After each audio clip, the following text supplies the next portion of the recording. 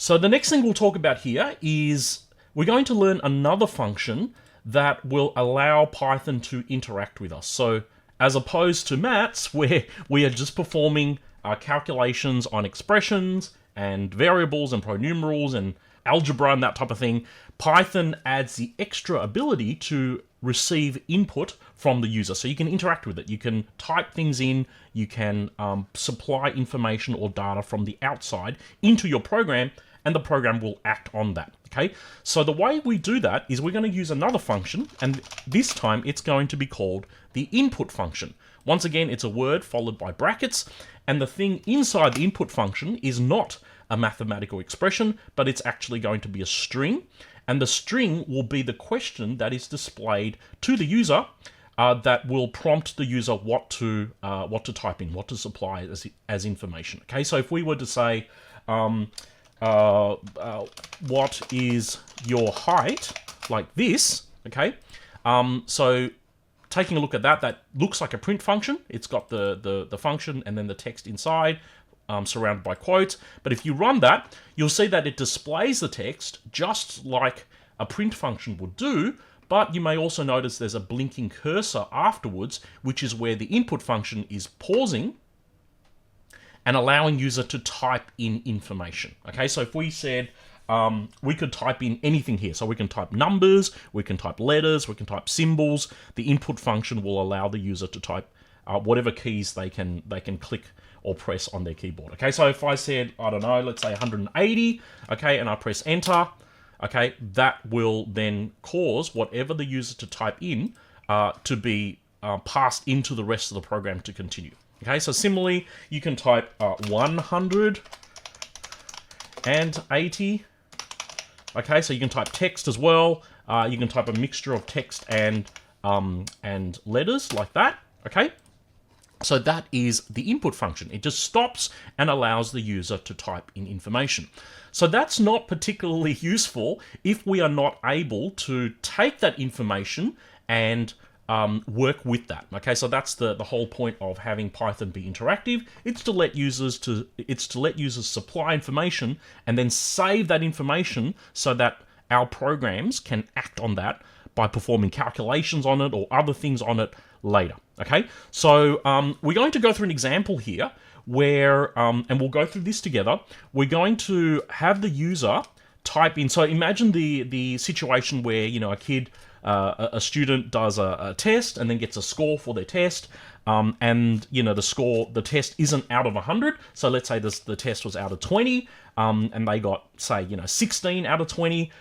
We want to write a simple program that allows them to type in that they got 16 out of a test of 20, maybe calculate the percentage that they got for that, display that as a percentage, and then also determine whether they got an A, B, C, or D, or not pass letter grade depending on their percentage. Okay, so that's the program we are going to walk through together, which will utilize some of the common features of the Python programming language. Okay, so the first thing we're going to do is we're going to use the input function to ask them what is your score. Okay, what score did you achieve on the test?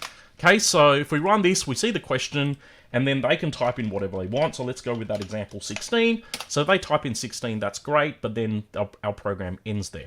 So what we would like to do is we would like to save whatever they typed in. We want to save that somewhere, just like how we might save it into the memory in our calculator, okay? We want to save that somewhere so that we can refer to whatever they typed in a later calculation in our program, okay? So the way we do that is in Python, or in a programming language, we are going to assign whatever they typed in into a variable. Okay, that's the actual technical term there.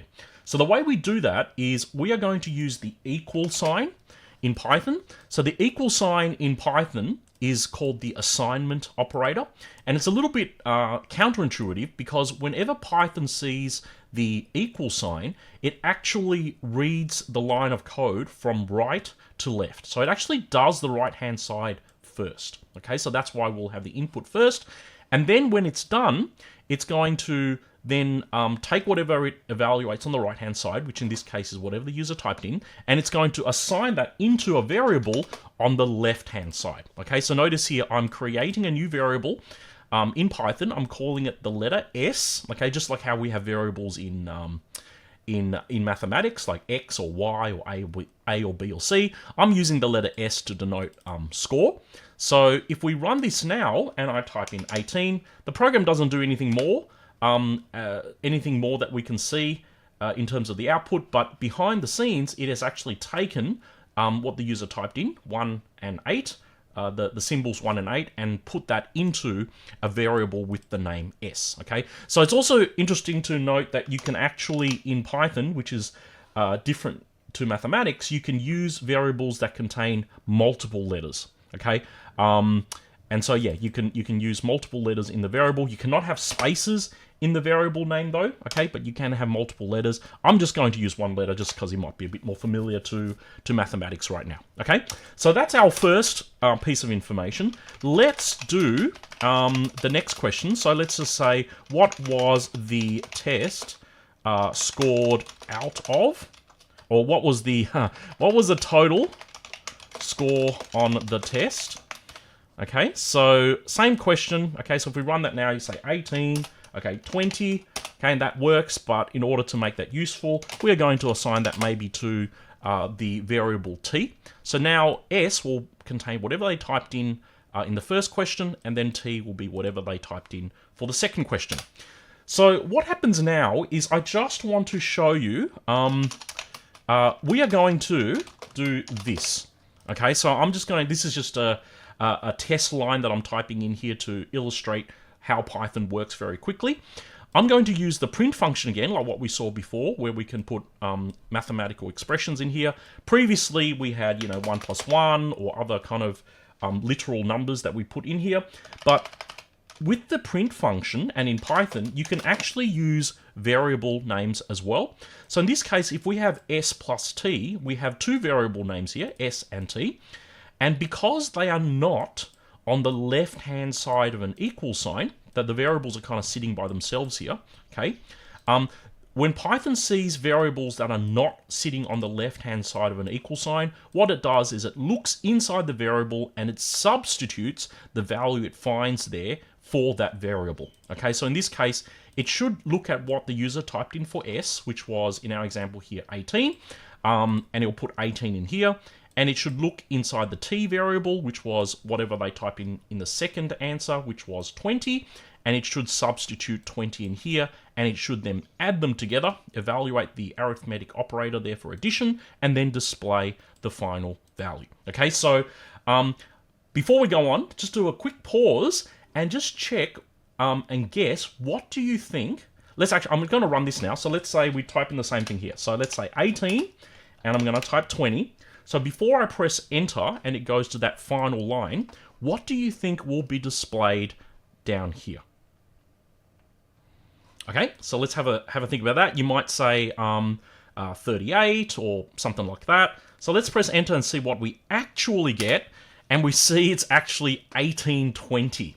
Okay, so does anyone maybe have a think about where it got 1820 from? Because 18 plus 20 is not 1820, right, in mathematics?